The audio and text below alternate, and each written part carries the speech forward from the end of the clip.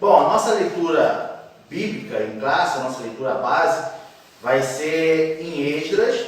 A gente já leu na primeira lição, tá?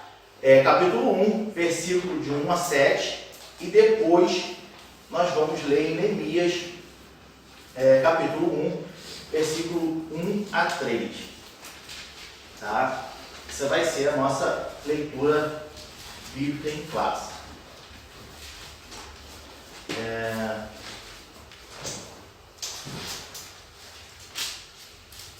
Esdras, capítulo 1,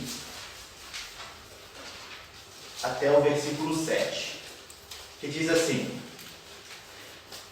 No primeiro ano de Ciro, rei da Pérsia, para que se cumprisse a palavra do Senhor por boca de Jeremias, despertou o Senhor o espírito de Ciro, rei da Pérsia, o qual fez passar pregão por todo o seu reino, como também por escrito, dizendo: Assim diz Ciro, rei da Pérsia: O Senhor, Deus dos céus, me deu todos os reinos da terra, e ele me encarregou de lhe edificar uma casa em Jerusalém, que é em Judá. Quem há entre vós de todo o seu povo, seja seu Deus como ele, e suba a Jerusalém, que é em Judá, e edifique a casa do Senhor, Deus de Israel. Ele é o Deus que habita em Jerusalém, e todo aquele que ficar em alguns lugares em que andar peregrinando, os homens do seu lugar o ajudarão com prata e com ouro, e com fazenda, e com gados, afora as dádivas voluntárias para a casa de Deus, que habita em Jerusalém. Então se levantaram os chefes dos pais de Judá e Benjamim, e os sacerdotes e os levitas, com todos aqueles cujo Espírito Deus despertou, para subirem a edificar a casa do Senhor, que está em Jerusalém. E todos os que habitavam nos arredores lhe confortaram as mãos com objetos de prata, e com ouro, e com fazenda, e com gados, e com coisas preciosas, afora tudo o que voluntariamente se deu. Também o rei Ciro tirou os utensílios da casa do Senhor, que Nabucodonosor tinha trazido de Jerusalém, e que tinha posto na casa dos seus deuses. Agora nós vamos lá para Neemias, capítulo 1, logo o livro seguinte, versículo 1 a 3, que diz assim: As palavras de Neemias, filho de Acalias,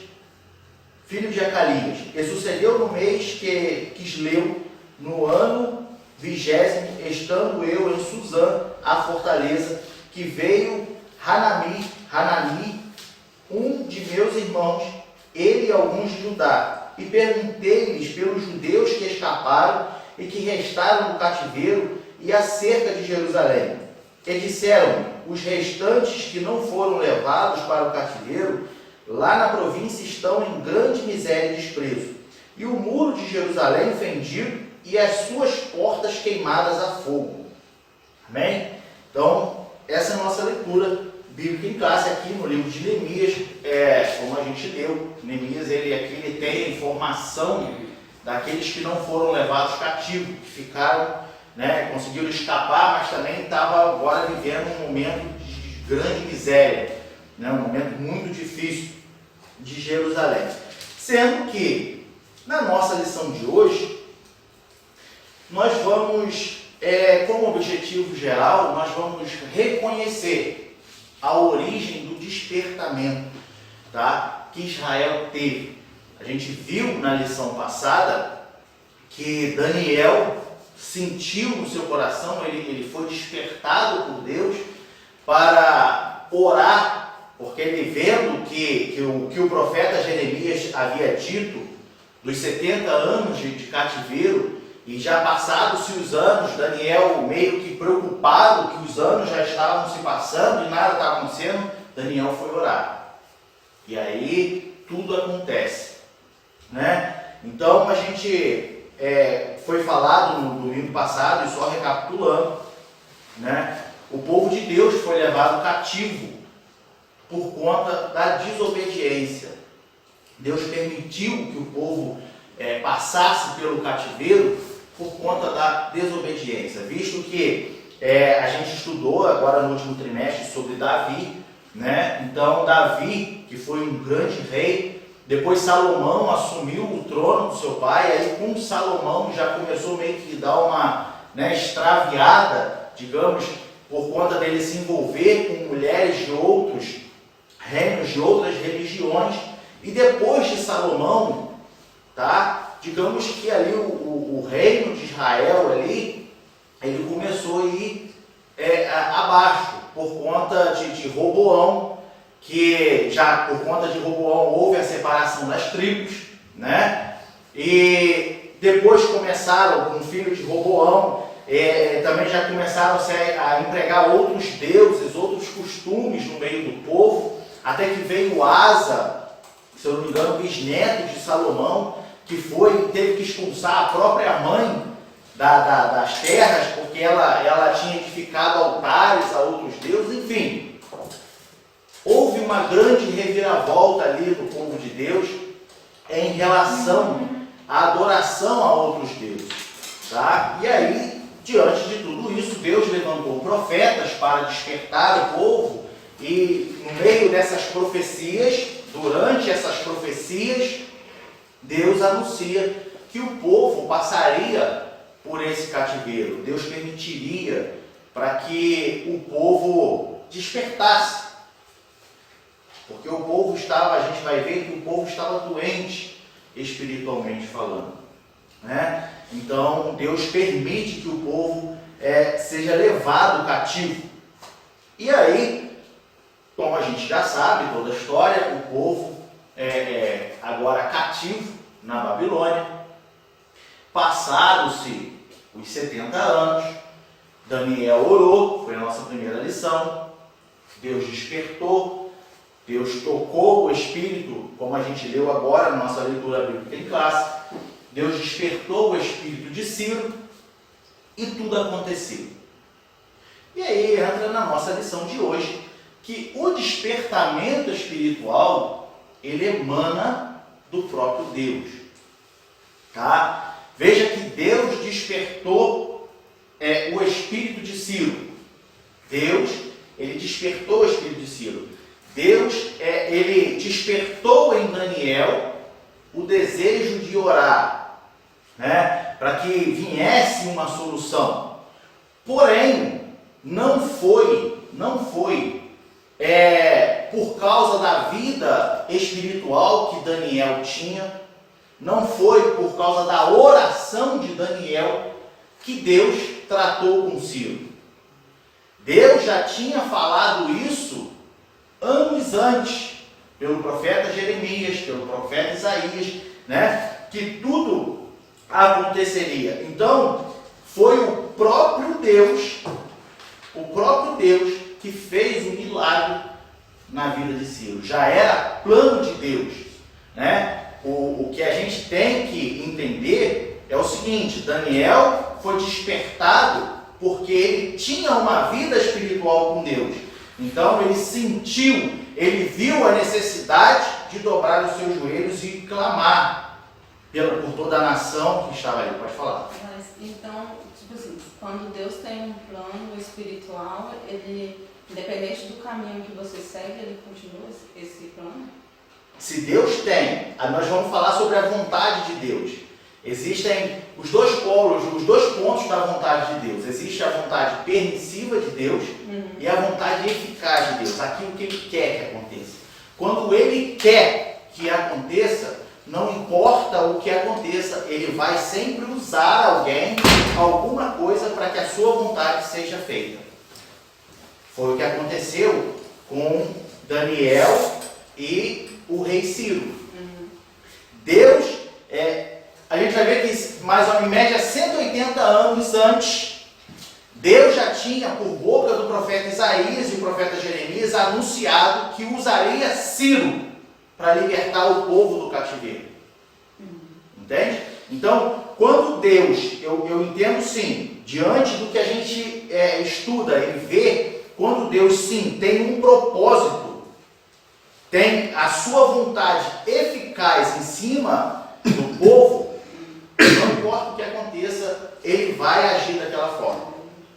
Como a gente viu na peregrinação do povo do deserto.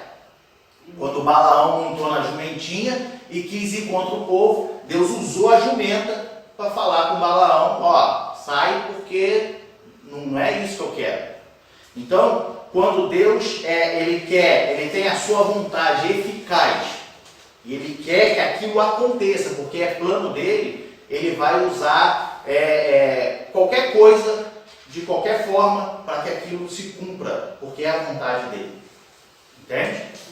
Eu creio também que ele vai providenciar circunstâncias que vai fazer com que a pessoa não tenha para onde escapar, porque Deus não faz nada na raça, por força. O único caso que a gente vê na Bíblia que ele fez na raça com força foi com Jonas, né? Mas circunstâncias acontecem que na vida e a pessoa tem que ir. A pessoa vai porque se ela tem temor de Deus. Agora, se ela não tiver temor de Deus e não for, Deus chama outro. Mas vai cobrar dela isso. Pois é, mas a vontade vai ser feita. Como aconteceu com o Faraó. Como aconteceu com o Faraó. Isso. Entende? Então, E quando há um caso, tipo assim, da pessoa, até o final da vida dela, tipo assim, ela sempre ouviu alguém, ela falou de Deus para ela, sempre está ali ouvindo, mas no final, nem no final da vida dela, ela aceita Jesus, ela tem esse entendimento. Tipo assim, quer dizer que Deus tinha um plano para ela, mas... Aí entra o ponto... a salvação, porque sem Jesus... Aí entra o ponto da vontade permissiva de Deus. Isso. Ele permite que você escolha, por causa do livre-arbítrio. Então, Deus tem um plano na sua vida, mas Deus permite você escolher. A vontade de Deus é que todos os homens se salvem, não é isso que o apóstolo Paulo fala a Timóteo? Que todos os homens se salvem. Essa é a vontade de Deus. Né? Agora, a vontade permissiva de Deus te permite escolher. É isso que você quer para a sua vida ou não? Quer me obedecer ou me desobedecer? Faraó é um grande exemplo. Deus queria libertar o povo de Israel do Egito. Faraó podia ter... A primeira vez que Moisés foi falar com o Faraó podia ter falado, ó, tá bom, vai, pode ir. E aí eu tenho certeza que se essa tivesse sido a escolha de Faraó, o povo do Egito teria sido muito mais próspero do que foi. Talvez. Talvez não teria morrido todo mundo. Teria morrido todo mundo. Assim, seria abençoado, porque a promessa diz isso, abençoaria os que te abençoarem. Mas não, é melhor falar que o coração de Faraó foi cada vez mais endurecido. E no final ele deixa ir, mas depois ele vai atrás. Ou seja, exatamente o exemplo que você deu. Até o último momento dele, ele continuou lutando contra. E aí, se Deus tem um plano, é bater no muro. É isso aí. Não vai bater de frente com Deus? bater de frente, não vai. Não adianta. A Bíblia diz assim, tem um versículo que fala, horrenda coisa é cair nas mãos de um Deus vivo. Né? Então, nós podemos ver que tudo é o próprio Deus que faz. Mesmo que Ele use instrumentos, mesmo que Ele use pessoas, o que hoje tem se perdido muito, né? As pessoas têm confundido muito isso, pelo fato de eu preguei, Deus batizou com o Espírito Santo, como o pastor já falou aqui, né? E eu me sinto como Deus batizou porque eu estava pregando. Aí dá o telefone para Entende? Olha só, Deus me usa, Deus te usa, cada um como instrumento. Mas a glória é dele. Mas é Ele que faz. Aleluia. É tudo Ele. Tem o profeta Isaías, ele fala isso. Vamos ler lá? 26:12. Isaías, capítulo 26, versículo 12. Olha o que ele diz assim: Senhor, Tu nos darás a paz, porque Tu és o que fizeste em nós todas as nossas obras. Tá? Nós ainda podemos ver o que o apóstolo Paulo fala em 1 Coríntios. 1 Coríntios, capítulo 12, versículo 6. 12:6. Ele diz assim, quando ele fala sobre a diversidade dos dons espirituais: e há diversidade de operações, mas é o mesmo Deus que opera tudo em todos. Então, se a gente pegar o que o profeta Isaías diz, o que o apóstolo Paulo está dizendo aqui dentro do nosso contexto, a gente não tem outra dúvida e não precisa de muita explicação para entender que toda obra que há em nós foi Deus que fez. Entende? Nós somos instrumentos, nós cooperamos para que a obra de Deus cresça, né? Evolua, que a gente alcance mais pessoas, que através de nós a obra venha a aumentar, o Evangelho venha a ser mais expandido, né? Mas Deus quem faz a obra no homem. É Deus, sempre Deus, ponto. Né? Muitas pessoas estão confundindo isso. Muitas pessoas estão se esquecendo disso. Tá? Veja que as coisas do homem pode ser explicada, pode ser planejada e pode ser até entendida, né? Porém, o despertamento espiritual é um mistério. Veja que Jesus diz lá para Nicodemos, Jesus nos compara com o vento. Você sente o vento, mas você não sabe de onde ele veio, para onde vai. Assim é todo que é nascido do Espírito. Vamos ler lá? É o Evangelho de João, Capítulo 3. Capítulo 3.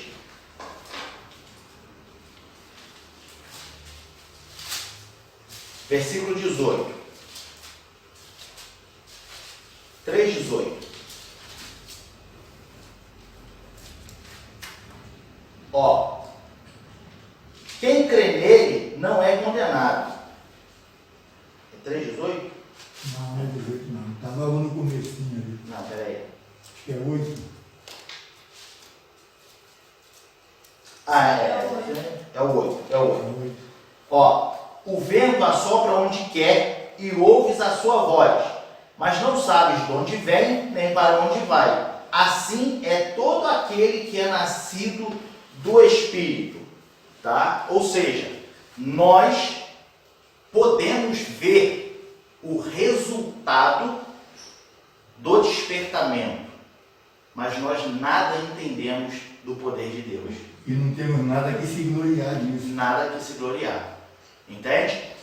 O escritor aos Hebreus, quando ele fala lá dos que estão se apostatando da fé, ele diz até que sobre os que provaram sobre Uma vez provaram o dom Espírito. as virtudes do século futuro. Né? Ou seja, quando nós temos o despertamento espiritual, estamos cheios do Espírito Santo, o escritor aos Hebreus nos dá a entender que até provar das virtudes do século futuro. O que eu entendo disso é quando a gente tem a convicção da nossa salvação, a gente se alegra, independente da dificuldade que está, quando você está cheio do Espírito Santo, você é uma pessoa feliz, você é uma pessoa alegre, você não tem nada que possa vir te fazer desistir de caminhar. Entende? Porém, nada entendemos do poder de Deus. Pode falar, Fran. Então, esse nascido do Espírito significa estar cheio do Espírito. Cheio do Espírito. Porque o que Jesus estava falando para Nicodemos nessa passagem? Que para entrar no reino dos céus é preciso nascer da água e do Espírito. Entendeu? Nascer de novo. Aí Nicodemos fala, como é possível eu retornar ao ventre da minha mãe? Aí Jesus fala, aquele que não nascer da água e do Espírito, não entrará. Então, é você se converter, entende? Você vai ter uma renovação na sua vida, Deus vai perdoar os seus pecados, você agora é uma nova criatura e se encher do Espírito de Deus. Entende? Então, é necessário que a gente busque estar cheio do Espírito de Deus. Porém, dentro do nosso tópico, o objetivo é a gente entender que mesmo você cheio do Espírito Santo e Deus venha te usar, Deus quem faz a obra. Aleluia. Não deixe subir no coração de que, eu sou tão poderoso que eu e acontece. Deus está sempre me usando em revelação. Deus sempre me usa em profecia. Porque quando eu estendo as minhas mãos sobre os enfermos, eles são curados. Baixa a bola. Desce o degrau. Porque quando isso começa a tomar conta do nosso coração, nós perdemos os princípios. Aí você começa a virar estrela. E pode perder até a salvação. É só ler Mateus 7, 21. Exatamente. Né? Então, você começa a tirar a glória que é para Deus e começa a tomar para si. Então, temos que tomar cuidado. Vamos nos manter na nossa pequenez, né? Vamos ser pequenos sempre, mesmo que Deus venha te usar muito para falar a vida de outra pessoa, para ganhar almas, mas entenda-se que você só é alguém porque Deus está sobre a sua vida. É só pensar nisso aqui, ó. A palavra que foi pregada de quem é? De Deus. O poder que operou é o poder de quem? De Jesus. E quem convenceu, quem batizou, quem operou? O Espírito Santo. Nós não somos nada, só o instrumento. Exatamente. Então, nós temos que entender que tudo, podemos resumir dessa forma, tudo é a vontade de Deus. Tudo. Aconteceu o batismo com o Espírito Santo, Deus batizou a igreja com o Espírito Santo, houve um renovamento espiritual, a vontade de Deus sobre a igreja. Foi Deus em quem fez. Aleluia. Independente de quem foi a ferramenta, de quem foi ali usado por Deus para que aquilo acontecesse. Mas foi Deus em quem fez. E aí nós temos sempre que ter em mente, como eu falei no início, existem os dois lados da vontade de Deus. Existe a vontade eficaz de Deus e a vontade permissiva de Deus. O Paulo fala também da boa, da perfeita e da agradável. Né? Pois é. Então nós temos que ter isso em mente. De que muitas coisas acontecem. Por que muitas coisas acontecem? Vontade permissiva de Deus. Como o exemplo que o Diego disse. Deus tinha um plano para o povo de Israel.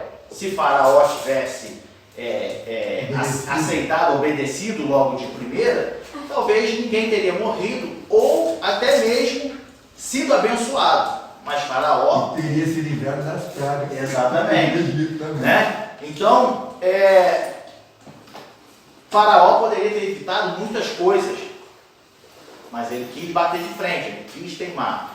Então era a vontade eficaz de Deus que tinha que libertar o seu povo e tinha que dar ao seu povo a terra prometida. E o diabo de Deus falou uma coisa interessante. Mesmo depois que ele concordou, ele ainda continuou perseguindo, o que levou à morte. Levou à morte. Né? Então, nós temos que ter em mente que é a vontade de Deus. E, sendo a vontade de Deus, se tratando de Israel, nós vemos aqui as finalidades do despertamento. Aleluia. Tá? Para o povo de Israel, que era ali a situação, posso pegar mais aqui? Para o povo de Israel, tá? A primeira finalidade que nós vemos foi a restauração nacional de Israel. Foi a primeira coisa, né, que nós vemos como a finalidade do despertamento. Porque o povo foi levado cativo, né? O povo estava agora sendo escravizados, presos novamente, né? E Deus levanta Ciro, tá? Para que a sua vontade fosse feita, fosse cumprida, né? Sobre o povo de Deus. Deus desperta Ciro. Veja que, vamos ver o que o profeta Isaías diz, isso cerca de 180 anos, como eu disse. Antes, Deus usava o profeta Isaías para falar o que seria feito. Isaías capítulo 44, versículo 28. diz assim: quem diz de Ciro? Isso é o Senhor dizendo, tá? Porque se a gente ler lá no versículo 24, ele começa dizendo assim: assim diz o Senhor, teu Redentor, tá? E aí ele vem falando, e aí no versículo 28 ele diz assim: quem diz de Ciro? Ou seja, o Senhor, eu que digo de Ciro, tá? É meu pastor e cumprirá tudo o que me apraz, dizendo também a Jerusalém, ser edificada, e ao templo funda-te. Tá? O próprio Deus falando de Ciro.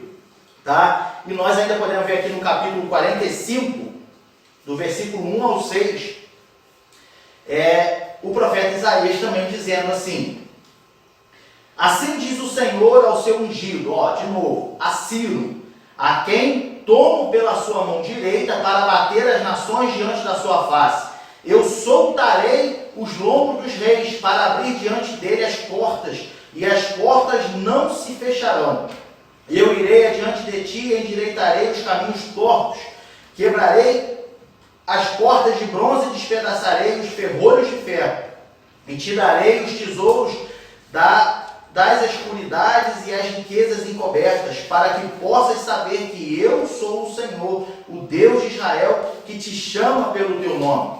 Por amor do meu servo Jacó e de Israel, meu eleito, e a ti te chamarei pelo teu nome. Pus o teu sobrenome, ainda que não me conhecesses, ainda que não me conhecesses, eu sou o Senhor e não há outro fora de mim, não há outro, fora de mim não há Deus. E te cingirei, ainda que tu não me conheças. Até que qual o versículo que eu falei? 6. Não me conheças, para que se saiba desde o nascente do sol e desde o poente que fora de mim não há outro. Eu sou o Senhor e não há outro. Veja que o profeta aqui é tão claro, né? Deus fala através do profeta aqui de uma forma tão clara, de que mesmo que tu não me conheças, mesmo sem me conhecer, eu vou te usar. Mesmo você não seguindo, tendo um coração fazendo parte de uma tradição idólatra com outros deuses, você não me conhece, mas eu vou te usar. Deus fala dessa forma em relação a Ciro, ao rei Ciro, cerca de 180 anos. Então, quando Ciro ele chega à Babilônia, e esse propósito de Deus chega ao coração de Ciro, tá? Que há, como a gente leu lá em Esdras, né, que Deus despertou o espírito de Ciro. Eu entendo que Deus já vinha trabalhando na vida de Ciro. Deus já vinha trabalhando, porque veja bem, eu meditando em cima disso, Ciro, rei da Pérsia, tá? Vinha conquistando todos os reinos. Todos. E em relação a Jerusalém, tá? Eu entendo, isso é o que eu vejo, não está escrito, é o que eu vejo. O que eu entendo é que quando se tratou de Israel, é como se ele olhasse para Israel e falasse assim: não, esse povo não me fez nada. Eu entendo, mas isso Deus trabalhando no coração de Ciro. Por que eu digo isso? Porque vamos imaginar de que Deus não tinha esse propósito com o povo de Deus que estava ali, o povo de Israel que estava cativo, e o rei Ciro tomasse a Babilônia. Eu duvido muito que ele ia abrir mão do povo de Israel que estava ali cativo, porque ele vinha conquistando tudo. E até porque o propósito de Deus com Ciro foi para libertar o povo do cativeiro de 70 anos. Então, é isso que eu estou falando. Então, imaginemos que se não fosse a vontade de Deus, Ciro não ia abrir mão do povo. Verdade. Se não fosse a vontade de Deus que o povo fosse liberto. Ciro, talvez a gente vai ver mais na frente, mas talvez Ciro nem conseguiria conquistar a Babilônia. É porque foi profetizado que ele confessaria. Né? Então, talvez ele nem conseguiria se não fosse a vontade de Deus. E aí eu penso, vamos imaginar que se Ciro invade a Babilônia e não é vontade de Deus do povo ser liberto, Ciro não ia por livre e espontânea vontade abrir mão do povo. Então, como fazia parte do plano de Deus, a vontade de Deus, quando isso chegou às mãos de Ciro, o seu coração já estava aberto para que isso acontecesse. Entende? Então Ciro já aceitava a ideia, já aceitava o propósito de que, invadindo a Babilônia, libertaria o povo de Deus. Tá? Então, assim começava a restauração de Jerusalém. O povo agora estava sendo liberado para voltar às suas terras e edificarem, tá? Novamente o templo, os muros, reconstruir toda a cidade. Tá? Então, isso era uma das finalidades do despertamento.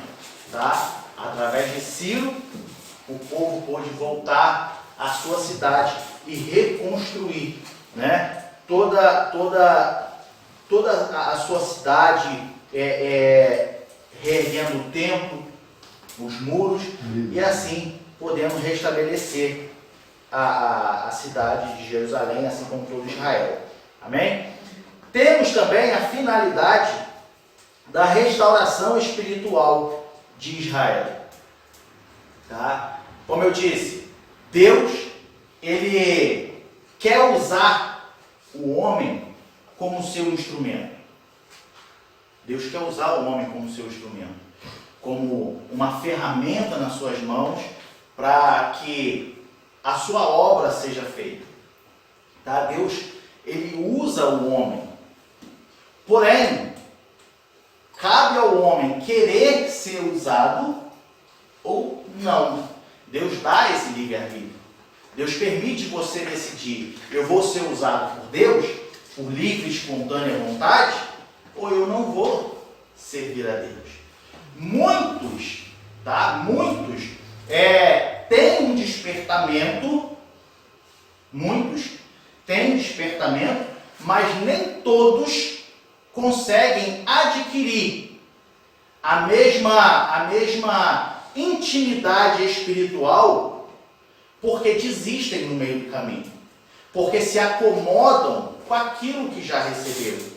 Existem pessoas que abrem realmente o seu coração e decidem obedecer à risca todo o mandamento de Deus. Então, acaba que ele consegue uma comunhão mais estreita, uma intimidade maior com Deus.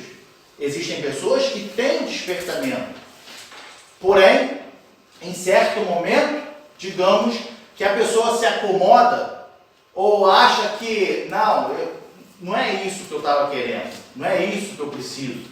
E ali ela para, o que pode ocasionar ela vir a dormir novamente espiritual, tá? Ter uma vida espiritual adormecida novamente, ou morta, né? Ou até mesmo, porque isso é meio que consequência de quando você tem uma vida espiritual morta, é muito mais fácil de você se desviar da presença de Deus, né? Então, é muito mais fácil a gente se perder, sair da direção de Deus, se não obedecemos à risca a sua palavra, se não temos ali uma comunhão maior, né, mais estreita. Vamos ler lá em Provérbios, quando ele diz sobre seguir à risca a orientação divina. Provérbios capítulo 23, versículo 26.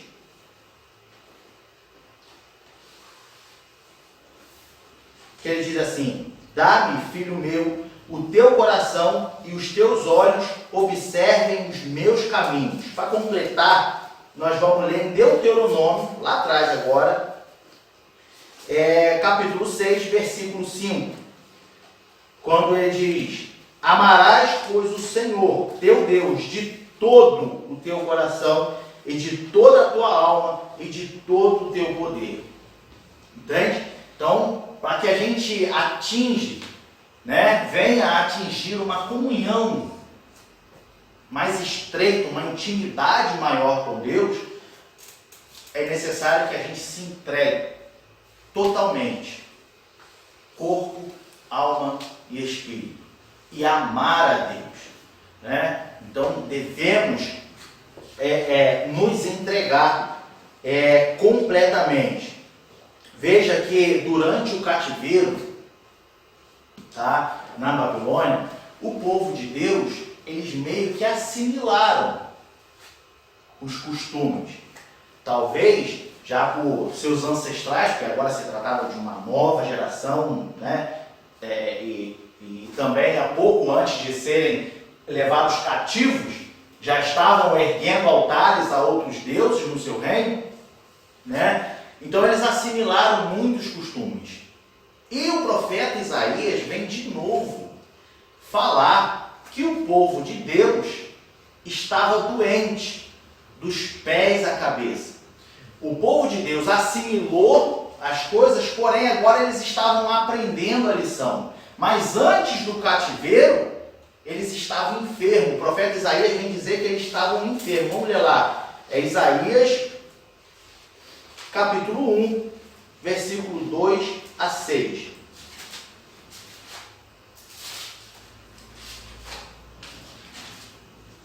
Do versículo 2 ao versículo 6. Diz assim: ouve, ó céus, e presta ouvidos, tu, ó terra, porque fala o Senhor. Criei filhos e exalcei-os, mas eles prevaricaram contra mim.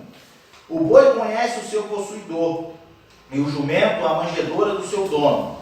Mas Israel não tem conhecimento, o meu povo não entende.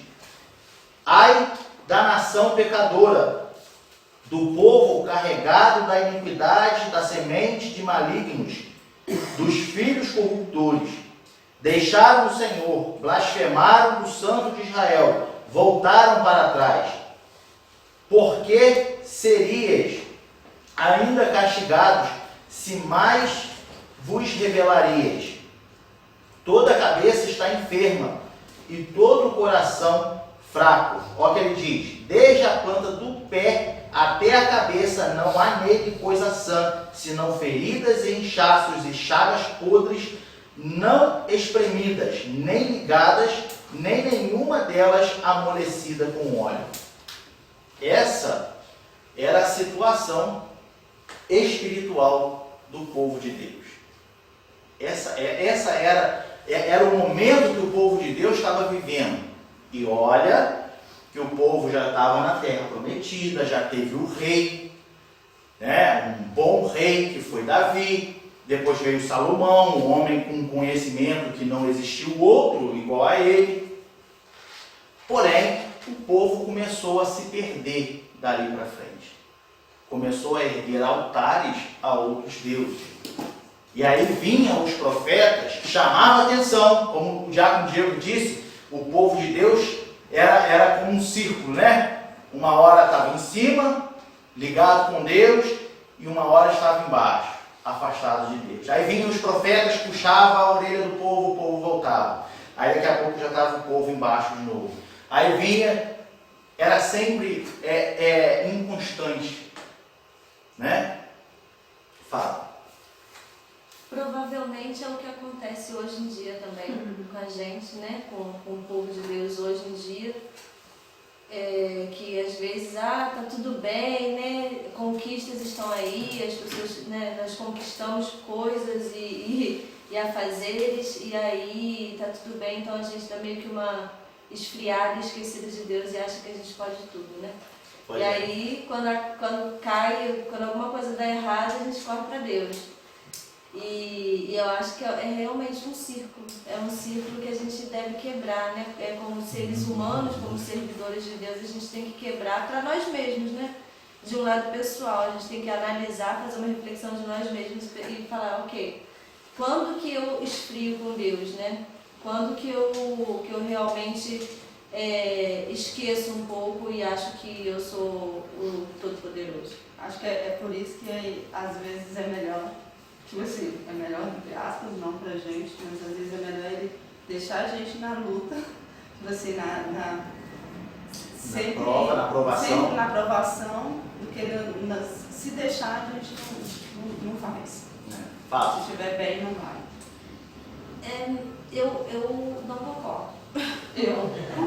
Porque se você está bem, você não vai. Mas aí a gente tem que aprender. Deus, ele dá sabedoria. Deus dá sabedoria e dá um entendimento pra gente. Se a gente pedir, eu não quero ficar na luta pra sempre, mas eu também não quero me afastar de Deus quando eu estou bem. Então, tá, mas eu não digo luta, essa luta, tipo assim, aquela em que a gente fica, em que gasta a nossa energia toda ou que a gente é exaustado, não. Eu digo uma mais leve, em que se ele não te der, é certeza que você desliga. o que acontece? O que a gente não pode esquecer, tá? É que existem pessoas que servem a Deus só quando está em momentos bons e existem pessoas que só servem a Deus quando estão na tribulação. Existem os dois lados.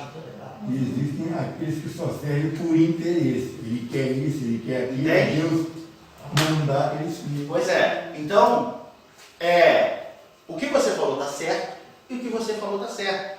Porém, existem os dois.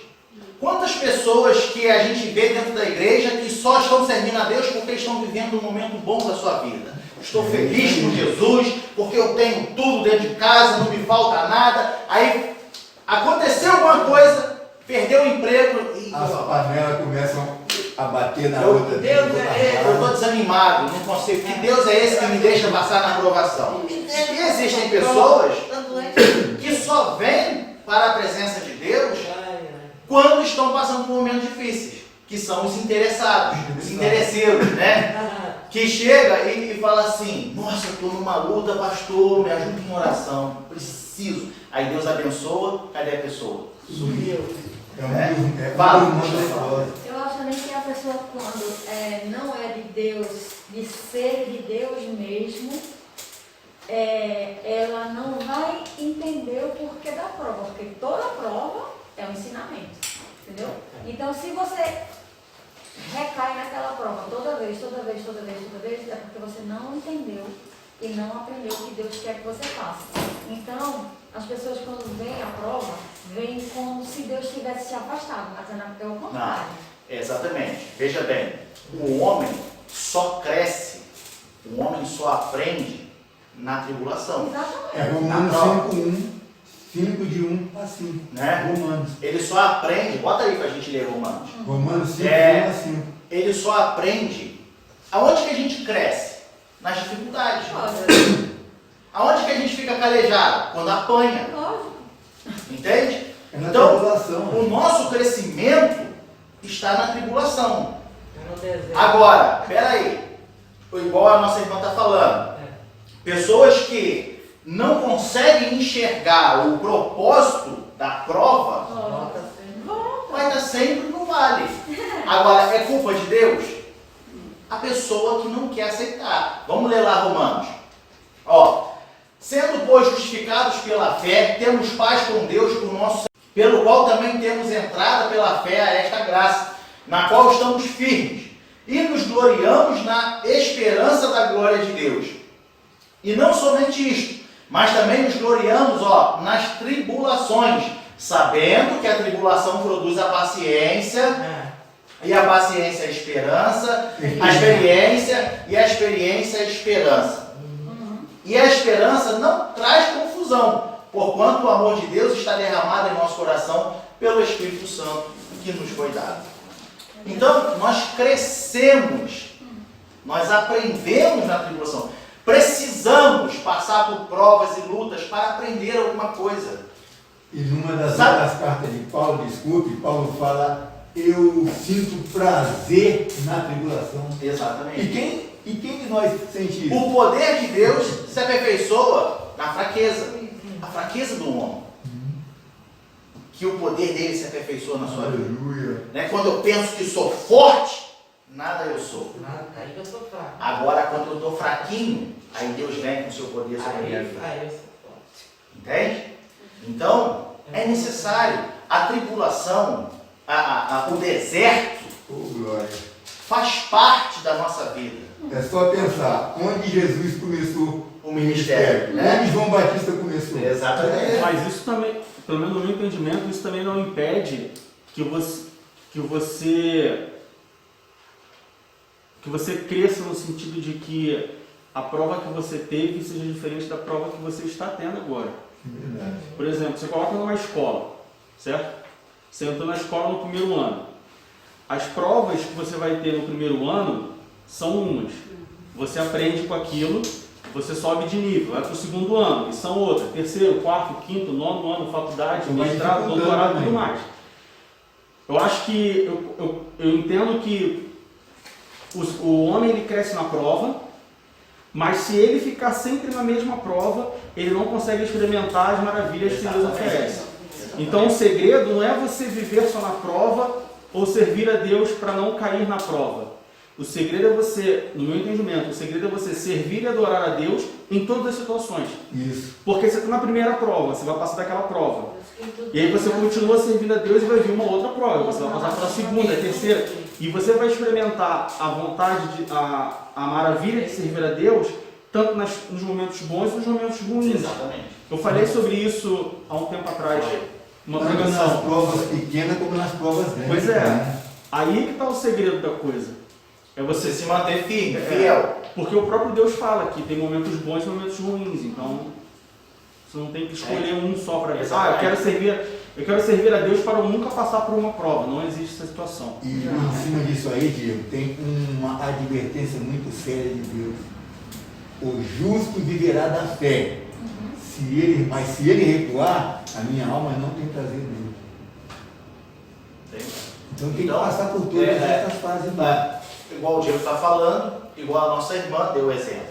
A prova, né, vem para nos capacitar, nos fortalecer. Aí o Diego vem agora com um complemento. Como na escola. Um ano você tem uma prova, outro ano você tem a prova segundo o nível que você está. Então, se tu passou na primeira prova, você ganhou um crescimento. A segunda prova vai vir de E novo. mais difícil, E né? talvez mais difícil. Se a gente colocar de forma abstrata, a gente pode ver, por exemplo, que tanto Paulo quanto o povo de Israel passava por esse círculo.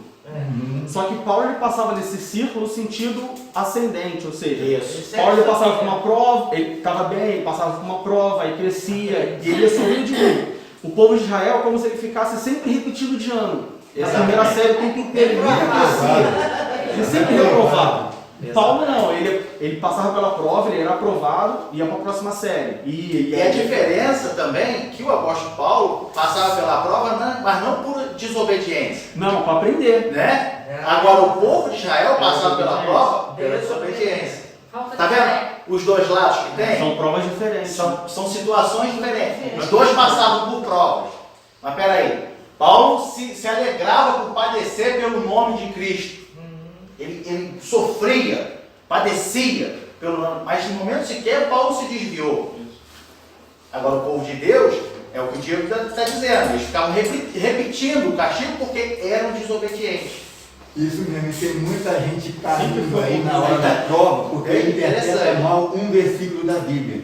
Tudo posso naquele que me fortalece. Você vem, a primeira dificuldade, ele não pode mais nada, se desmonta. Paulo disse isso porque em tudo fui experimentado, fui ensinado a ter, a passar necessidade, a estar alegre, a estar triste, tudo posso. Antes dele falar tudo posso, ele explicou por que ele não pode. O contexto foi esse. Então ele podia passar fome porque Deus fortalecia ele. Podia ter abundância porque Deus fortalecia ele. Então tem que ser forte na prova, na bonança, na guerra, na luta, na paz, na tribulação e na alegria. Pois é, às vezes eu me frustro. Tipo assim, eu faço, eu não quero bonança, eu não quero. Porque eu tenho esse medo de tipo assim, se eu tiver muito, eu vou conseguir cuidar, né? Eu vou ser fiel a Deus tendo muito, aí eu falo, não quero mais, não quero muito, não quero pouco. O que te Mas bate. é errado, eu sei. É porque você rejeita as bênçãos que Deus tem preparado para você. Né? Você rejeita. E aí também você não pode. Você não aprende de fato. Você não aprende, e você também, eu penso que pode chegar um momento da sua vida que você vai se esquecer de que você tem pedido isso a Deus e vai começar a reclamar que nunca sai da prova. É o caso da pessoa que não quer ser promovida porque ela não quer trabalhar mais. É muita responsabilidade. Muita responsabilidade, não quer ser promovido. É. Mas e aí? Então você vai E se não ficar... trabalhar, não vai ter salário. Então, Fala. É por isso também que, assim, ao meu ver, que as pessoas olham para as pessoas que são cristãs, né, que têm a fé voltada para Jesus, aí faz, Deus me livre eu seguir esse Deus dessa pessoa, porque essa pessoa ela só vive passando por prova, por isso, por aquilo. Não quero isso para mim, não. Mas ela não olha para a vida dela e vê que ela passa muito mais. E passa sem Deus, entendeu? E não levanta. Exatamente. Ou levanta e cai de novo. Porque é o seguinte, quem está lá fora não entende o que a gente está falando aqui. Exato. De que a prova, tá? Deus está te provando porque Ele quer o seu crescimento. o seu crescimento. Quem está lá fora e não prova desse Deus, entende? Nunca vai entender. Nunca vai ver. Né? Por isso que já aconteceu lá com meus pais, das pessoas falar assim, eu nunca vi o seu Ivanor com a irmã Marilda resmungar da vida, sempre felizes. Eles nunca estão tristes, mas não sabem que dentro de casa a luta é grande. Entende? Aí as pessoas não entendem de onde vem a sua alegria. Bom, mas só passa a prova, mas a irmã Letícia está sempre sorrindo. Só passa a prova, mas a irmã Letícia, poxa, a gente chega perto dele, diabo de eu, a gente chega perto dele, ele recebe a gente bem, ele fala com a gente bem. Poxa, mas ele não está passando as dificuldades? Não, mas isso é um trabalho de Deus na vida dele. Exatamente. E o mundo não entende. Nós somos luz, né? Entende? O mundo não entende. Quer falar, Flávia? Ah, tá. Então, a finalidade, o principal objetivo do despertamento, tá? É a restauração do homem e a salvação do homem. Tá? Esse é o principal objetivo do despertamento. Tá? Veja que quando Jesus estava explicando para os discípulos e começou a falar do Espírito Santo, ele falou assim, ó, eu vos enviarei o Consolador, né? E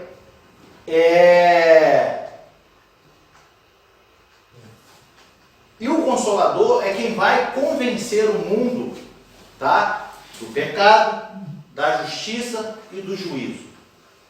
O Espírito Santo. Tá? Vamos ler lá? O Evangelho de João, o capítulo 6.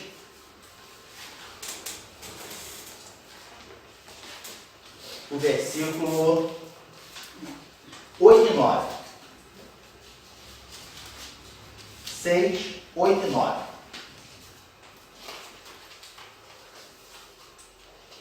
Ó. Não, peraí. Está errado. Capítulo 13, não. 16. João 16, desculpa. Falei 6, 16. Ó, 8 e 9. E quando ele vier, ele quem? O Espírito Santo, o Consolador. Tá? Convencerá o mundo do pecado e da justiça e do juízo. Olha o que ele diz no 9. Do pecado, porque não creem em mim. O pecado afasta o homem de Deus. Veja que o Espírito Santo ele é intolerante ao pecado. A gente viu na última lição, acho que foi na última lição, que ninguém pode reconhecer, ninguém diz que Jesus é o Senhor se não for pelo Espírito Santo. É Paulo falando. Né? Aí nós temos alguns exemplos. Por exemplo, o próprio apóstolo Paulo, quando era Saulo e perseguia a igreja, que teve um encontro com Jesus e caiu do cavalo, naquele momento ele já reconheceu Cristo como Senhor, Senhor Deus. A mulher samaritana, ao conversar com Jesus Cristo, ela reconheceu que precisava se converter, digamos, tudo através do Espírito Santo. Nicodemos, quando recebeu Jesus Cristo em sua casa, ele diz, Nicodemos não, Zaqueu, quando recebeu Jesus em sua casa, ele disse, olha, vou repartir a metade dos meus bens. E se eu, por acaso, tenho fraudado alguém, devolvo-lhe 4 vezes mais. E aí Jesus termina dizendo assim, hoje houve salvação nessa casa. Você citou Nicodemos aí, eu creio que ele se converteu, porque ele Ah, foi se converteu. junto com José de Arimateia para tirar o culto de Sim. Foi. Exatamente. Também, né? Então, aonde o Espírito Santo chega, tá? E trabalha, e a pessoa recebe o Espírito Santo, a primeira coisa que o Espírito Santo faz é mostrar os nossos erros. Convencer os nossos erros.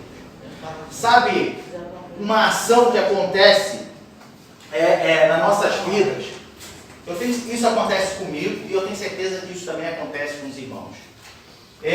Quando você hoje está aqui na igreja, está aprendendo a palavra, estamos cultuando ao nosso Deus, e aí chega durante a semana, você comete um erro gravíssimo que vai contra a Bíblia.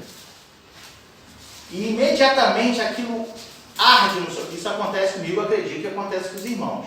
Arde no seu peito. E você fala assim, não foi isso que eu aprendi. Não é isso que a Bíblia diz. Isso é a consciência do homem, tá? Porque você lembra do que você aprendeu. O Espírito Santo, uma das funções do Espírito Santo é te lembrar tudo aquilo que você leu e aprendeu. Certo? Porém, a pessoa que já está cauterizada, que não tem essa sensibilidade do Espírito, ela vai falar assim, se dane, depois eu peço perdão, está tudo certo. Entende? A pessoa que ela não tem a sensibilidade do Espírito, ou não se deixa ser tocado e convencido pelo Espírito, ela comete os erros e vai. Assim também acontece com a gente.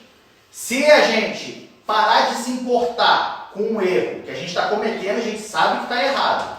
Uma vez, 2 vezes, da terceira vez em diante, aquilo já não vai surtir mais efeito na sua vida. Você vai errar e já vai ficar uma coisa comum na sua vida. Você pode até pensar e lembrar de que a Bíblia não diz assim, mas não vai mais aquilo te tocar, te fazer assim, voltar atrás. Porque o Espírito Santo, ele respeita a sua decisão. Sabe o livre-arbítrio? A vontade permissiva de Deus? Ele respeita. Tu quer fazer? Aí tu erra, ele vai lá e fala, meu filho, minha filha, está errado. Aí tu vai e erra de novo e fala, olha, está errado. Aí tu vai e erra a terceira vez, está errado. Na 4ª vez em diante, eu entendo e eu vejo, por muitas pessoas que se desviaram, que o Espírito agora, tu quer? Não vou te incomodar mais. Não vou ficar te incomodando. Vai, segue o teu caminho. Só que nós sabemos que tudo tem as suas consequências. Né? Então temos que tomar cuidado com isso. Temos que sempre estar com o nosso espírito sensível. Sempre buscar a Deus a sensibilidade do Espírito Santo. E quando sentirmos que estamos errados, vamos nos arrepender na mesma hora. Porque estamos todos propensos a errar. Ponto. Nós erramos, nós não somos perfeitos. Eu erro, o pastor erra, o Diego erra, assim como todos nós que aqui estamos errando. Verdade. Agora, errar faz parte da nossa natureza. Agora, o mais importante já foi falado aqui no último trimestre, como você vai se arrepender? Por que Davi era o homem segundo o coração de Deus? Por causa da forma que Davi se arrependia. A forma que Davi se entregava diante de Deus. Entende? Então, nós temos que manter essa sensibilidade. A sensibilidade, ou seja, o Espírito Santo, tá? Além de convencer do pecado, é o Espírito Santo também que aponta para Jesus Cristo como Senhor e Salvador. É o Espírito Santo quem mostra que só chegaremos no céu reconhecendo a pessoa de Jesus Cristo. Sem o Espírito Santo, as pessoas não reconhecem. Por que hoje existem muitos que não creem em Deus, que não querem se converter? Porque o Espírito Santo não habita neles. Entende? Não estão sensibilizados pelo Espírito. Somente o Espírito Santo pode apontar para aquele que perdoa e salva, a pessoa de Jesus Cristo. Tá? Só o Espírito Santo pode. Veja que este era o ensino no tempo dos apóstolos. Os apóstolos ensinavam dessa forma. Infelizmente, nos dias de hoje, não se tem ensinado isso nas igrejas. Hoje em dia está aquela moda, aquela vibe de prosperidade. Deus vai te abençoar, Deus vai te dar, Deus vai fazer. Mas Deus é Deus ou Deus é um empregado? Papai Noel. Deus é um senhor da sua vida ou Deus trabalha para você? Fala. Eu tenho uma pergunta. Se as pessoas que não são sensíveis ao Espírito Santo não conseguem se arrepender e não são sensíveis e não conseguem ver os seus pecados, como que nós cristãos fazemos para, sei lá, para levar o evangelho a essas pessoas? Pregando. E aí, E orando o por que ela. acontece? Vamos lá, vamos entender o que eu disse. Hoje uma pessoa está ali fora, não conhece a Cristo, não serve a Cristo. Ela não tem a sensibilidade do Espírito. Certo? Ela hoje, ali sozinha, ela não vai dizer que Jesus Cristo é o Senhor. Porém, a gente está aqui dentro da igreja, aí você, como servo de Deus, vai chegar ali, desculpa, qual o nome do senhor, da senhora, vai conhecer. Então, já ouviu falar de Jesus? E nesse momento que ele falar assim, não, mas eu gostaria, ele já deu lugar para o Espírito Santo entrar e trabalhar. Já. Entendeu? Aceita, né? Na hora que Aceita. Entende? Então, você vai plantar a semente no coração dele. Mas é Deus, através do Espírito Santo, que vai fazer essa semente germinar. Então, a partir do momento que a pessoa para te ouvir, mesmo que ela não venha seguir depois, mas ali o Espírito Santo já teve acesso à vida dela para que a semente seja plantada. Entende? Então, hoje, se ninguém pregou, as pessoas estão vivendo lá fora e fazendo tudo de errado, elas não têm a sensibilidade do Espírito Santo. Ponto. Mas a partir do momento que aí é a nossa missão, aí que entra o Evangelho, aí que entra a missão da igreja. A partir do momento que nós chegamos para ele e falamos assim, já ouviu falar de Jesus? Eu posso falar de Jesus com você? Posso te apresentar o meu Deus? E ela fala assim, pode falar. Não, eu tenho curiosidade, eu já ouvi, mas eu não entendi. Quando ela para te dar atenção, nesse momento, já cria ali uma sensibilidade para o Espírito Santo trabalhar na vida dela. E lembrando que o Evangelho é apenas uma das ferramentas de você conhecer a Deus. Você pode conhecer Deus de outras formas. Você pode conhecer Deus, por exemplo, através da natureza. Sim. O Evangelho é apenas uma das ferramentas, é a ferramenta talvez mais direta. Sim. Você passa a mensagem ali, mas existem outras formas. O que você falou me fez lembrar de uma vez que o nosso antigo supervisor, coordenador do grupo jovem, ele ganhou um jovem para Jesus dessa forma, que você está falando exatamente, que a gente fazia muito acampamento, muito retiro, né? E aí uma vez a gente foi para a mata, acampar na mata e passar a noite na mata. E aí era compromisso de cada jovem chamar alguém não evangélico, não adiantava chamar de outra igreja, chamar alguém não evangélico. E lá ele ganhou um jovem para Jesus dessa forma, porque o jovem todo convencido de que sabia tudo, né? E aí ele começou, simplesmente, ele fechou a Bíblia, igual você está falando, exatamente assim. Carlos, o nome dele. Eu nunca vou esquecer desse irmão, porque ele foi muito marcante na minha vida. Ele fechou a Bíblia falou assim, tá bom, então vamos olhar a natureza, vamos olhar em volta. O que você vê em volta? E aí ele começou, não vou lembrar das palavras dele, mas eu lembro que no final estava todo mundo chorando. Entende? O que o Diego está falando. Tipo, a Bíblia foi escrita por um monte de homens? Então vamos fechar a Bíblia. Vamos olhar em volta. O que você vê em volta? Entende? Assim, eu chego a arrepiar, porque isso é Espírito Santo na vida do homem.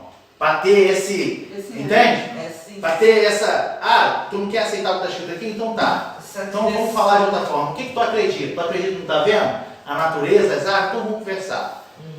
E ali no final aquele jovem estava chorando. Falando, não, eu quero aceitar esse Deus, Senhor. Entende? E estava firme. Não sei hoje aonde ele anda, mas estava firme. Entende? Então, a partir do momento que a pessoa ela para te ouvir, ela cria naquele momento ali uma oportunidade para o Espírito Santo entrar e trabalhar na vida dela. Entende? Então, voltando ao nosso primeiro tópico, tá? As horas já passaram, eu nem saí do segundo tópico. Voltando ao primeiro tópico, Deus quem faz. Através do Espírito Santo. Hoje, através do Espírito Santo na vida das pessoas. Tá? E o apóstolo Paulo, no tempo dos apóstolos, era esse o ensinamento. E nós temos, mesmo, o mundo está mudando, meus irmãos. As igrejas hoje elas estão erradas. Vamos procurar nós, como igreja de Cristo, autêntica, pregar que existe céu e existe inferno. Que Jesus perdoa, salva, batiza com o Espírito Santo. E bens materiais, isso é consequência do seu trabalho. Deus vai abençoar a obra das suas mãos? Sim. Mas a Bíblia também diz, buscai primeiro o reino dos céus, buscai primeiro as coisas que são de cima, e as demais vos serão acrescentadas. Mas o evangelho que tem que ser pregado é que Jesus salva, Jesus cura, Jesus batiza, e que existe céu e que existe inferno. Se você serve a Deus, obediente, você vai para o céu. Se você não serve, infelizmente, você vai para o inferno. Se a pessoa vai aceitar ou não, aí já é problema dela com Deus. Mas a verdade tem que ser dita. E ela não está inocente demais, né? Não está mais inocente, porque agora ela já ouviu a palavra. Tá? Então, essa era a necessidade espiritual do povo da época e continua sendo a nossa hoje. Não mudou. Tá? De ser cheio do Espírito Santo. Porque através do Espírito Santo é quem Deus trabalha em nossas vidas. Antigamente, na igreja, os pastores pregavam assim: venha a Cristo que Ele quer te salvar, quer perdoar os teus pecados, quer transformar a tua vida. Hoje vem para Cristo que Ele vai te abençoar e te fazer prosperar. Vai para o inferno com riqueza e tudo. Exatamente. Vai para o inferno rico. Olha só, Deus cumpre as suas promessas. Deus cumpre as suas promessas. Tá? Veja que ele prometeu, mais uma vez, através do profeta Jeremias e do profeta Isaías, que levantaria Ciro para libertar o povo do cativeiro após 70 anos. Isso tudo foi falado. Eu não vou ler a referência para a gente ganhar tempo, mas os irmãos podem anotar. Tá? Isso foi falado pelo profeta Jeremias no capítulo 27, versículo 22, no capítulo 25 e o versículo 12. E também em Isaías 44, 28 e 45, do 2 ao 6. Não anotou, irmão? Poxa vida. Vamos lá de novo. Jeremias capítulo 27, versículo 22. 27, 22. 22 Jeremias e 25, 12. Tá? E também Isaías 44, 28 e 45, do versículo 2 ao versículo 6.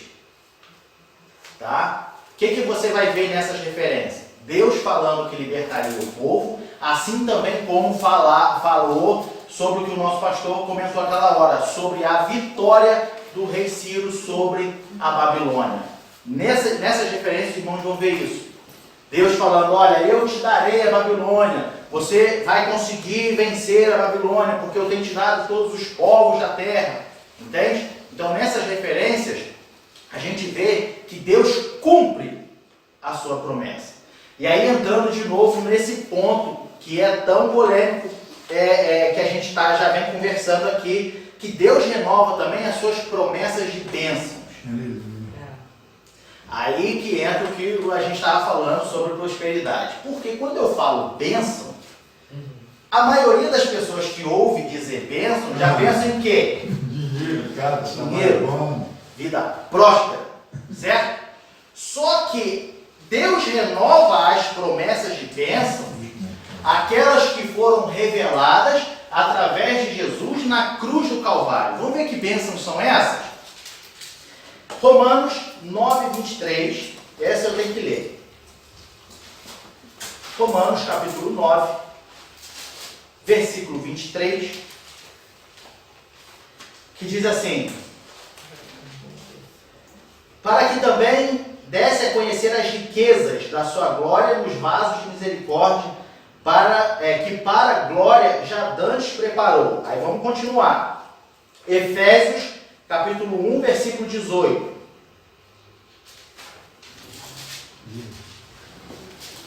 Efésios 1, 18. Salmo 29. Ó, tendo iluminados os olhos do vosso entendimento, para que saibais qual seja a esperança da sua vocação e quais as riquezas da glória da sua herança nos santos. Vamos continuar no capítulo 2, versículo 7. Para mostrar nos séculos vindouros as abundantes riquezas da sua graça, pela sua benignidade, para convosco em Cristo Jesus. E ainda Filipenses,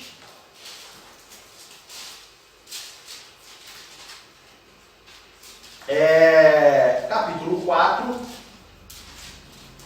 versículo 19.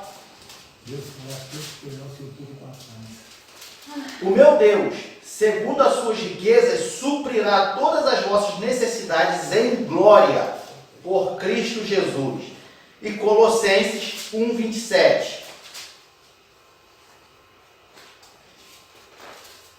Aos quais Deus quis fazer conhecer quais são as riquezas da glória deste mistério entre os gentios, que é o quê? Que é Cristo em vós, esperança da glória. Lá em 1 João, ele diz assim, a promessa que ele nos fez foi essa, a vida eterna. 1 João 2, 25. Né? A promessa que ele nos fez foi essa, a vida eterna. Quais são as riquezas? Perdão do pecado. Olha só, Salmo 29, 11. O Diego achou uma versão interessante. Diz aqui, Jeová, o Senhor, dará força ao seu povo. O Senhor abençoará com paz o seu povo. Então, a paz é uma bênção de Deus. É uma bênção de Deus. Né? Então, quando a gente fala de renovação de bênçãos, tá? Muitas pessoas já pensam em bênçãos, carro, casa, dinheiro. Isso é olha, veja bem, não é que Deus não te abençoe com isso. Deus abençoa. Mas a nossa prioridade deve ser as coisas que são de cima, Aleluia. não as que são da terra. Entendam isso. Então é errado eu querer ser abençoado, eu trabalhar, ter dinheiro, ter meu carro. Não, é fruto do seu trabalho. Deus abençoa o fruto do seu trabalho. Porém, a gente deve atentar para as coisas que são de cima e não as que são da terra. Pode falar. Só, tipo, uma coisa assim que eu vejo que acontece muito comigo, assim, em relação vamos supor, a gente estava ali idealizando, não, tipo, vamos supor que a gente cria na teoria da prosperidade, e aí o carro chega, o emprego chega, e tu vê, não é por conta disso que eu tô mais feliz, entendeu? Tipo, às vezes a gente idealiza, quando isso acontecer, ou quando eu conquistar isso, e aí a coisa acontece, e cadê a felicidade? E aí você vê que a felicidade, ela vem do Espírito Santo. Quantas vezes, assim, às vezes eu tô assim em casa, sem fazer nada, uma vida super simples, mas você sente aquele calorzinho no espírito, sabe? Tipo, Você pode estar ali comendo um donut, você olha assim, e é o Espírito Santo que dá, não é coisa que vem do ser humano. Porque a gente é muito vazio, né? Sim. E aí você pode estar andando na rua, você olha para o céu, porque é justamente essa bênção, essa prosperidade que é o Espírito Santo que dá. Então, tipo, essa questão, o que é prosperidade? Então, eu acho que é muito que só a presença do Espírito Santo já, na nossa vida já vai abrir nossos olhos para a gente começar a ver as coisas de uma forma diferente e ver a prosperidade de uma forma diferente. A prosperidade à luz da Bíblia é muito diferente. Exato. do que E se o prega. próprio significado, né? Que prosperar quer dizer tudo vai dar certo. Exato. Entendeu? Não quer dizer que você vai ficar rico. Olha, eu vou ser próspero no meu trabalho. Eu vou trabalhar de forma tal que o meu patrão fala, bom funcionário. Fala. Outra coisa que as pessoas também de fora, que eu digo de fora, que não tem ainda o prazer de conhecer Jesus, é porque pensam que a prosperidade chega porque a gente tem Jesus. Não.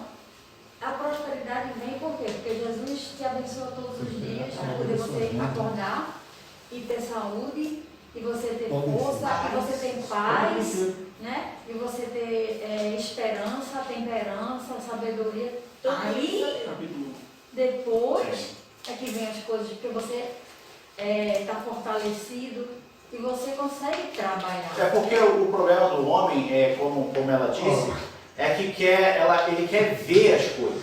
Só que ele se esquece que você poder acordar pela manhã com saúde Glória a Deus. já é uma prosperidade. Você não ficar doente já é uma prosperidade.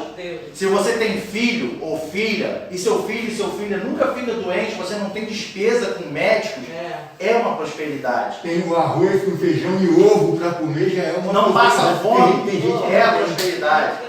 Tem uma coberta para se cobrir quando dorme, só que isso se torna irrelevante aos olhos dos homens, mas é a prosperidade. O Diego falou o significado de prosperidade na Bíblia, e vocês podem ler, é o Salmo número 1, leia o Salmo número 1. Salmo primeiro, exatamente. Primeiro, é o Salmo da prosperidade. Exatamente, marquem aí para ler. Salmo primeiro. Salmo primeiro, tá? Então, a gente tem essa mania, né?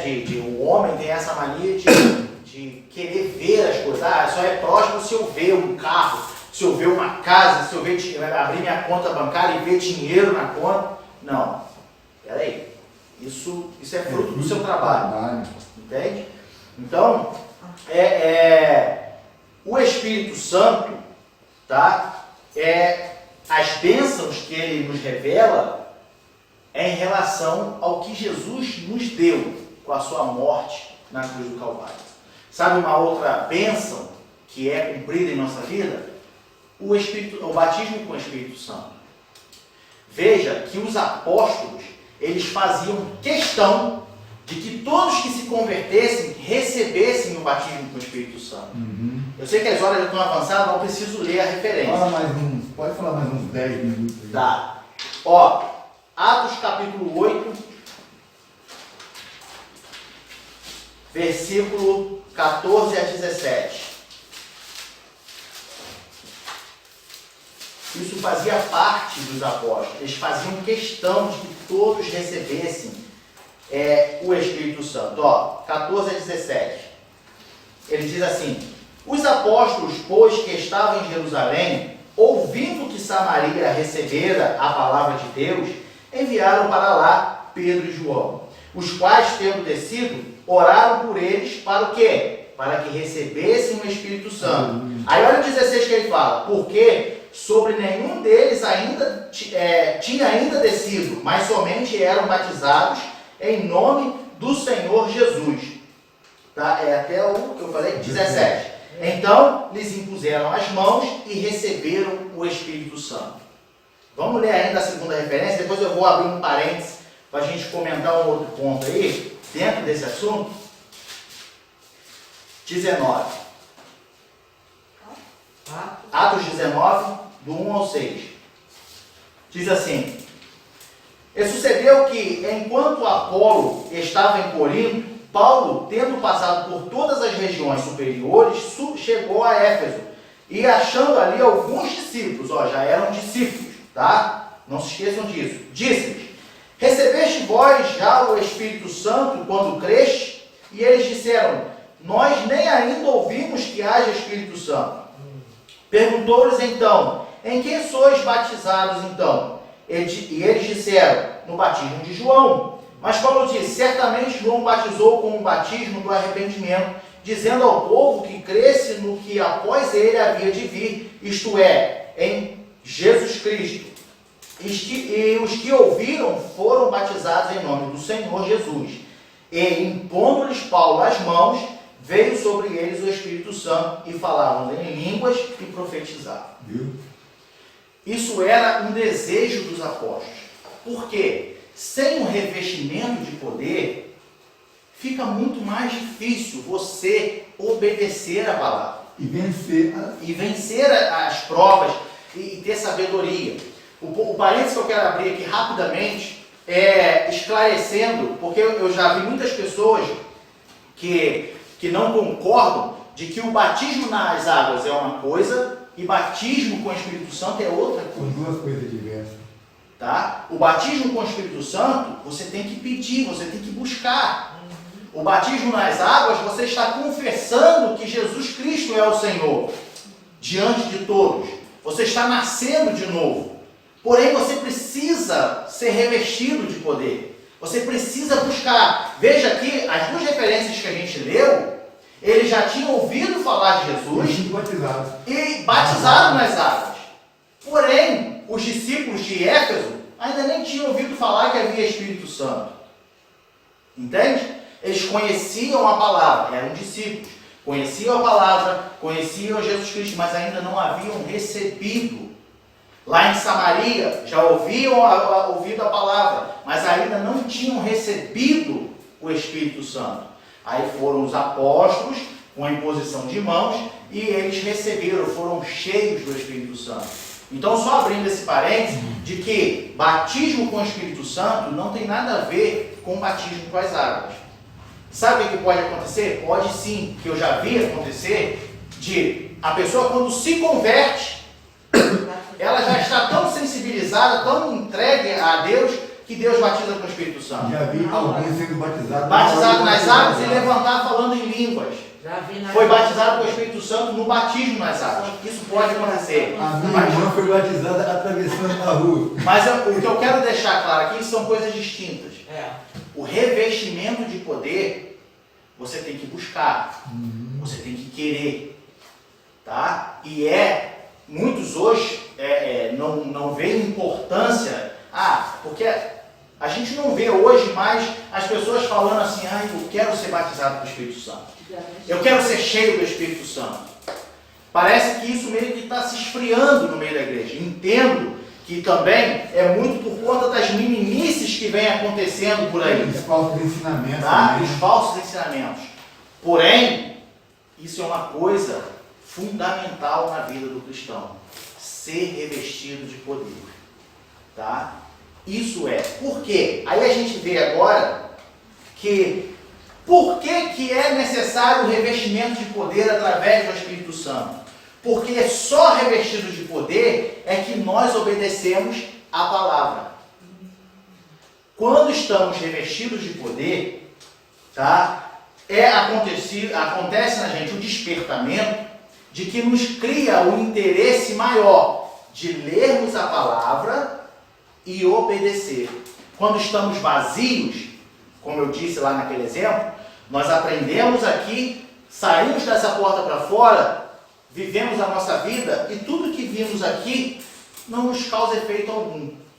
Porém, quando estamos cheios do Espírito Santo, sensíveis ao Espírito Santo, sensíveis à palavra, além de nos tornar mais obedientes à palavra de Deus, também nos torna mais sedentos em ler, em orar, porque o despertamento vem da oração, tá? Mas o despertamento é a palavra, certo? Só que a palavra vai te ensinar que você deve orar. E como você vai pedir o despertamento a Deus? Como você vai pedir ser cheio do Espírito Santo se você não orar? Me diz aí. Complicado. Entende? A qualquer momento que você dirige o seu pensamento a Deus e começa a falar, eu quero ser cheio do Espírito Santo, Deus, você está orando. Deus, eu quero ser cheio do Espírito Santo. Deus, me ajude a melhorar. Deus, me mostre os meus erros, porque eu quero estar certo na sua presença. É orando. Você vai ler a palavra e você vai ver que a palavra te manda orar. Então, quando estamos cheios do Espírito Santo, nos tornamos obedientes à palavra. E aí, a gente encerra com a seguinte pergunta: qual foi a última vez que você orou a Deus para um despertamento espiritual? Quando foi? Pensa, reflete aí. Não estou dizendo que os irmãos não oram. Eu estou perguntando por quê? A maioria das vezes, nós oramos para agradecer a Deus pelo dia, oramos para agradecer a Deus pela noite que passamos, oramos para agradecer a Deus pelo alimento.